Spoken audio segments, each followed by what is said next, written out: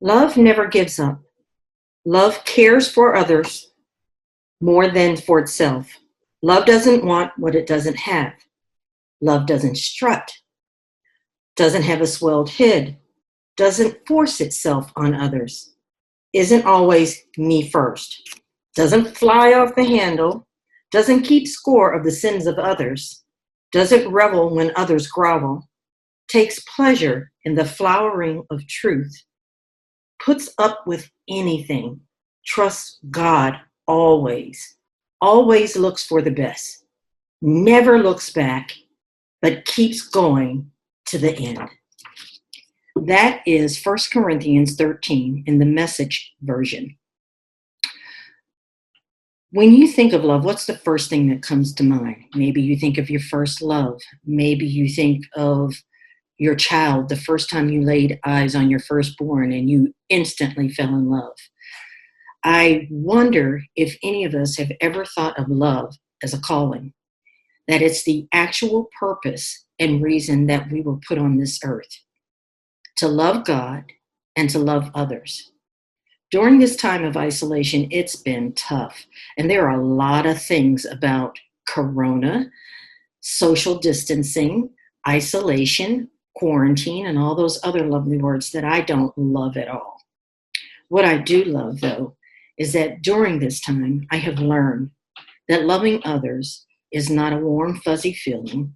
Loving others is a choice. It is a choice that I have to make in order to call myself a Christian, that I just don't like people sometimes, or I just put up with people sometimes, but that I genuinely love them and that I think about their interests above my own.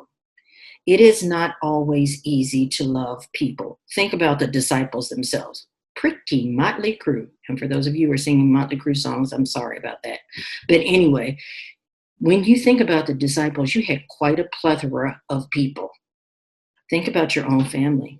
I can think of mine. Everyone is not always that easy to love. And one time I was having some transactions that I had to deal with in my family, and I had to deal with one particular person that was really, we just clashed all the time.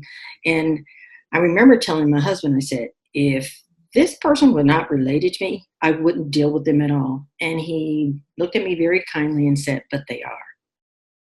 From that point on, I began to look at that person, not through my eyes, but through the eyes of Jesus.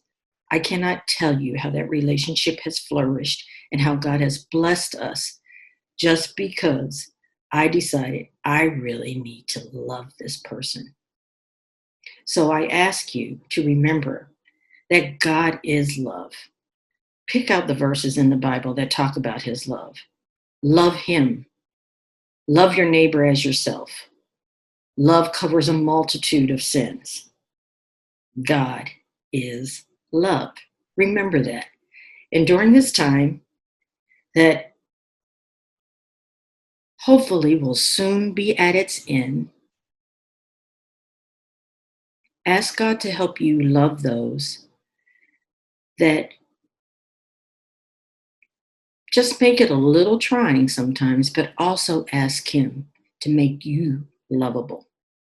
That you would not force yourself on people, that you would not be envious of what others have, that you would not be impatient, that you would not keep tabs of what somebody has done against you, but that you would truly and genuinely put their lives in their best interests, which is pointing them to Jesus above all things.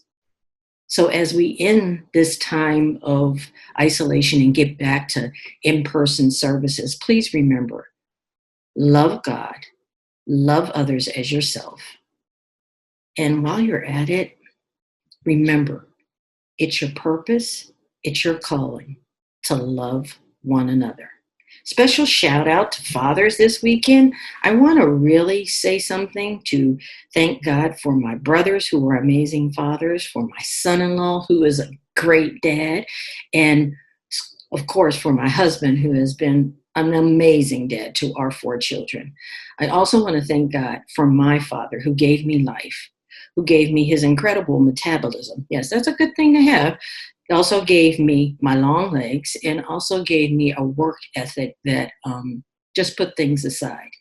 I would say that I could tell you stories about my dad that would make you think that he was not probably known as Father Knows Best. But I will tell you this, he knew Jesus before he left this earth.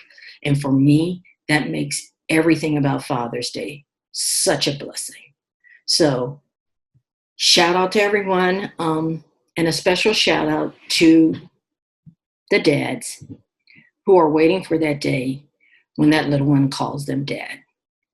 Special shout out to a very special friend of mine who has stepped up to the plate to be a father to someone who needed a father. And I thank him for doing that.